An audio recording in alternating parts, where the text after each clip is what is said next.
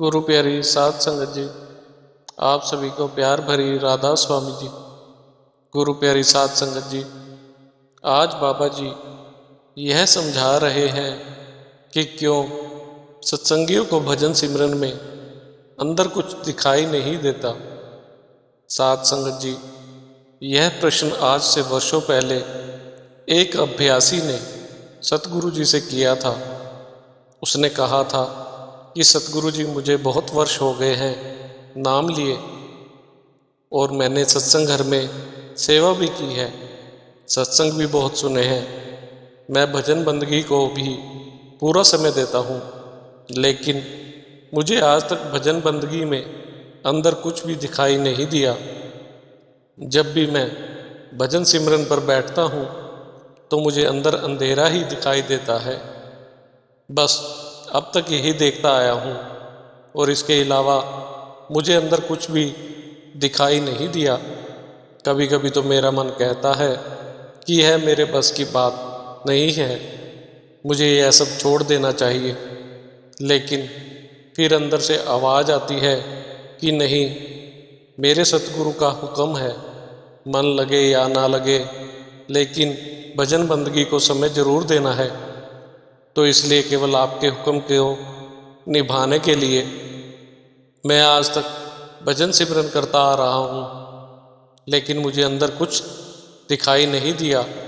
तो उस समय सतगुरु ने एक साखी की मदद से बहुत ही अच्छे तरीके से उस अभ्यासी को समझाया। यह बात सावन सिंह जी महाराज के समय की है। उस समय सतगुरु जी स्टेज पर बैठे हुए थे और सतगुरु जी का सत्संग चल रहा था। सतगुरु सत्संग को अपने अनमोल वचन फरमा रहे थे, उनको मालिक से जोड़ रहे थे। तब एक सीधा साधा किसान सतगुरु के पास सत्संग में आकर कहने लगा कि बाबा जी, मुझे कोई सेवा बख्शे। साध संगत जी, आप तो जानते ही हैं कि उस समय मुगलों से लड़ाइयाँ होती रहती थी। तो गुरु साहब ने उससे पूछा कि तुझे बंदूक चलानी आती है? तो उसने कहा, सतगुरु, मुझे बंदूक चलानी नहीं आती। तो सतगुरु कहने लगे, क्या तुझे घुड़सवारी करनी आती है? तो उसने कहा, नहीं सतगुरु, मुझे घुड़सवारी करनी भी नहीं आती। तो गुरु साहब ने उससे कहा, फिर तू क्या सेवा करेगा? तो वह कहने लगा, बाबा जी, मैं घोड़ों की सेवा कर लिया करूँगा। तो सतगुरु ने उसे घोड़ों की सेवा पर लगा दिया। वह बड़े ही प्रेम से और प्यार से सेवा करता रहा। घोड़ों की लीद वगैरह फेंक आता, घोड़ों को अच्छी घास डालता और हर प्रकार की सफाई रखता था। 2-3 महीनों में ही घोड़े बहुत अच्छे तगड़े हो गए थे। एक दिन गुरु साहब ने आकर देखा कि घोड़े तो बहुत तगड़े हो गए हैं। गुरु साहब ने अस्तबल के मुखिया से पूछा कि घोड़ों की इतनी सेवा किसने की है? तो उसने गुरु साहब को बताया कि भाई बेला ने की है। तो गुरु जी ने भाई बेला से पूछा, तेरा नाम क्या है? तो उसने बताया कि सतगुरु, मेरा नाम बेला है। तो सतगुरु जी कहने लगे, बेला कुछ पढ़ा लिखा भी है? तो उसने उत्तर दिया कि सतगुरु, मैं कुछ पढ़ा लिखा नहीं हूँ। तब सतगुरु साहब ने कहा, अच्छा, आज से तुम्हें हम पढ़ाएंगे और तुम हमारे पास पढ़ा करना और साथ साथ सेवा भी किया करना।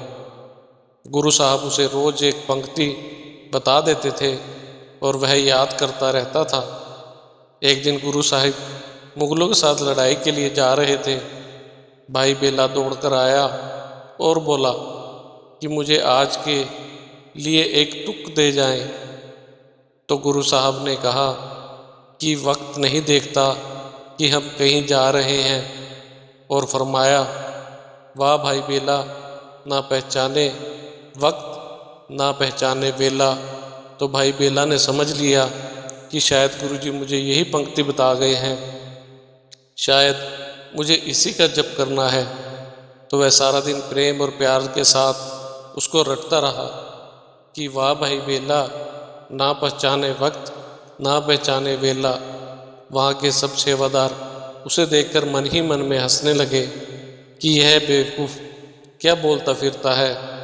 और जब शाम को सत्संग का समय हुआ तो उन्होंने मजाक के तौर पर गुरु साहब से पूछा कि क्या आज आप कोई पंक्ति बेला को बता कर गए थे। तो गुरु साहब बोले, नहीं, आज कोई पंक्ति नहीं बताई थी। तो उन्होंने बताया कि वह तो सारा दिन यही तुक रटता रहा है कि वाह भाई बेला, ना पहचाने वक्त ना पहचाने वेला। तो गुरु साहब ने हंसकर कहा, जिसने वक्त नहीं पहचाना वह समझ गया, वह पार हो गया।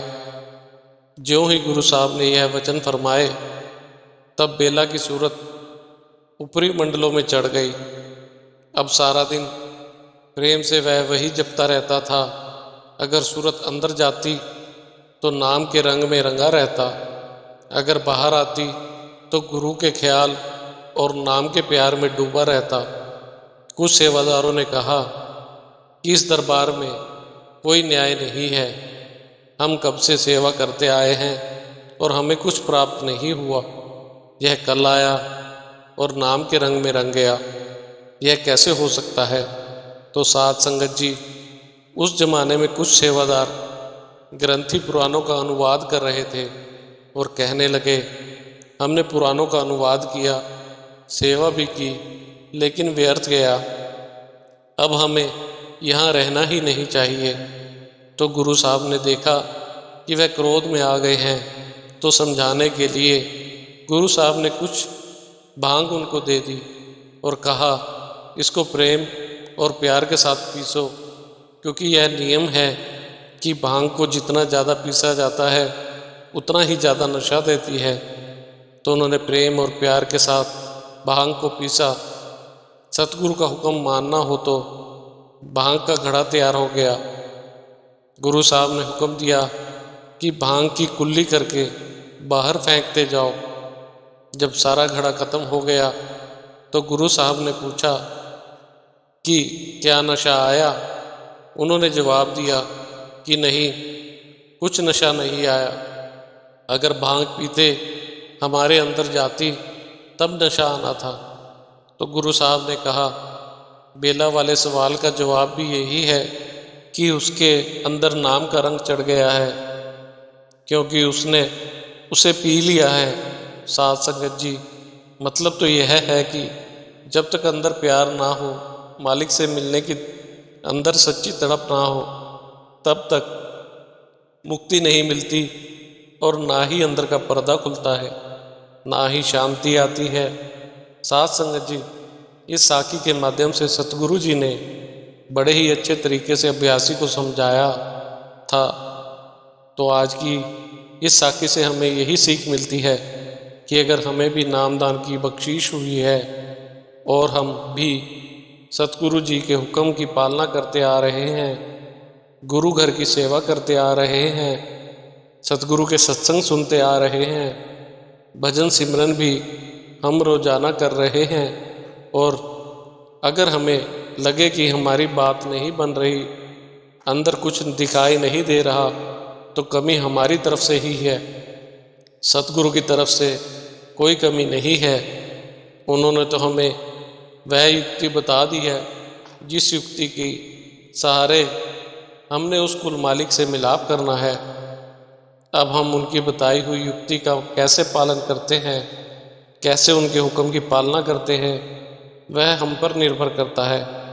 अगर हमारे अंदर मालिक से मिलने की सच्ची तड़प है, सच्चा प्यार है, तो पर्दा खुल ही जाता है, कोई ज़्यादा दिक्कत नहीं होती।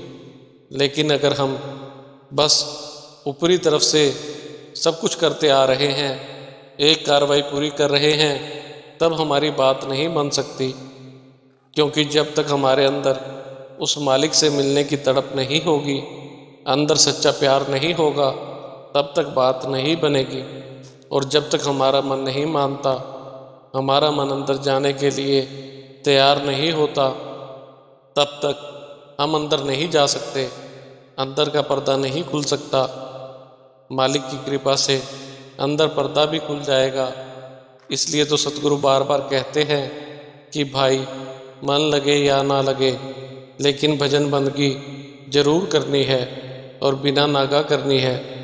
इसी के साथ इजाज़त चाहते हैं, मिलते हैं अगली साखी में। तब तक के लिए राधा स्वामी जी। अगर आपको हमारी आज की ये साखी अच्छी लगी हो तो कमेंट में राधा स्वामी जी अवश्य लिखें और चैनल को सब्सक्राइब करना ना भूलें जी। राधा स्वामी जी।